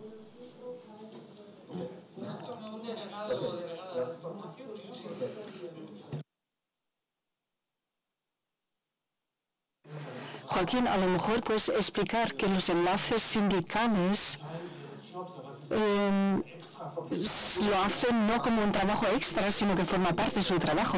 Bueno, para mí es algo que se sobreentiende, por eso no lo he dicho, porque los enlaces sindicales son trabajadores de la empresa normales, forman parte del sindicato, pero no es una función especial dentro de la empresa, sino que son trabajadores normales, y que al margen de su trabajo son los puntos de contacto para el sindicato, y a la vez se convierten en tutores para la cualificación. Bueno, no la hacen todos. Tiene que haber un interés por parte del enlace sindical por este tema, y si están dispuestos lo harán con mucho gusto. Representación sindical de delegados, pero que sería como una especie de delegado para la formación, digamos, por decirlo así, ¿no? Muchas gracias. Muchas gracias. Gracias. Bueno, pues muchas gracias. Ya no sé si tienes algo que añadir, Francesco. Pues lo dejamos aquí porque en nada de tiempo tenemos otro foro, y por lo menos que os dé tiempo a expansionar un poco la cabeza. Bien, muchas gracias, muchísimas María. gracias, y lamentamos todos los problemas que hemos tenido de tiempo, de presentaciones, y se nos ha ido hasta la luz. En fin, se han conjugado los astros, pero yo creo que ha sido muy fructífera la mesa. Muchas gracias a todos.